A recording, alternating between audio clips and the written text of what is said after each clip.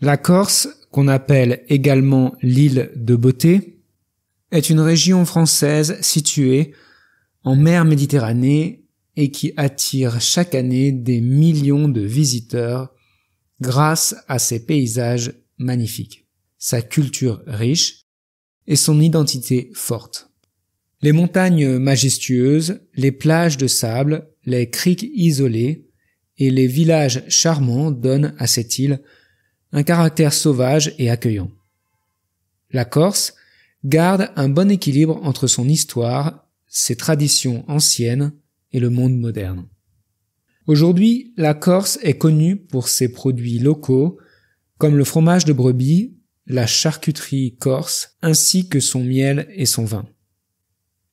La langue corse est une langue latine qui partage des origines communes avec certains dialectes de l'Italie, ce qui s'explique par les liens historiques entre la Corse et les différents États italiens comme la République de Gênes qui a contrôlé l'île pendant plusieurs siècles avant qu'elle ne devienne française, en 1768.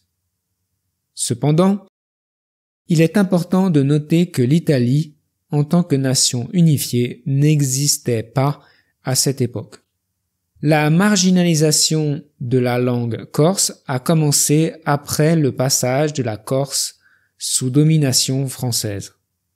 L'État français, dans sa volonté de centralisation, a imposé le français comme langue officielle. Cela a conduit à des politiques qui interdisaient l'enseignement du corse à l'école et décourageaient son utilisation dans la vie publique. Pendant cette période, parler corse était souvent vu comme un manque d'éducation, renforçant l'idée que le français symbolisait la modernité et le succès social. La langue corse a donc été réservée à un usage familial ou communautaire, particulièrement dans les zones rurales. Avec l'urbanisation, beaucoup de Corses ont arrêté de transmettre leur langue à leurs enfants car ils pensaient que le français leur offrirait de meilleures chances d'intégration et d'ascension sociale. Ces changements ont contribué à un déclin progressif de la langue corse, qui est devenue minoritaire sur son propre territoire. Malgré cette histoire de marginalisation, des efforts sont aujourd'hui faits pour préserver le corse. Il est reconnu comme une langue régionale et bénéficie de programmes de promotion, notamment dans les écoles, les médias locaux et les événements culturels. Ces initiatives ont pour but de redonner à la langue corse sa place dans la vie quotidienne et à en faire un élément essentiel de l'identité de l'île. Le drapeau corse est un drapeau avec une tête de mort. On le trouve sur les bâtiments officiels, les produits artisanaux et même sur les vêtements. Le symbole de la tête de mort trouve ses origines dans les conflits intenses qui ont marqué la Méditerranée au Moyen Âge. Cette période était marquée par de fréquents affrontements entre les populations chrétiennes européennes et les arabo-musulmans appelés Sarrasins. Les Sarrasins venaient d'Afrique du Nord, du Moyen-Orient ou encore d'Espagne et faisaient régulièrement des expéditions militaires en Méditerranée.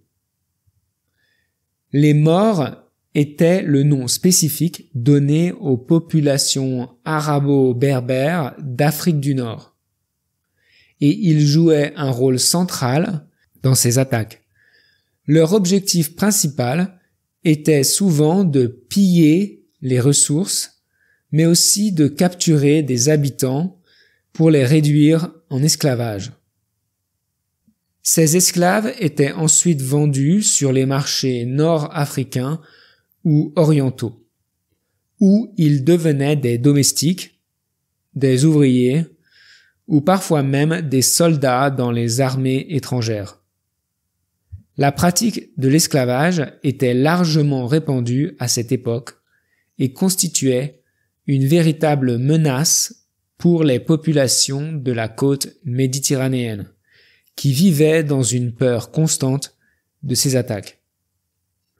Les villages corses, mais aussi italiens, français, espagnols, situés le long des côtes étaient particulièrement vulnérables à ces attaques.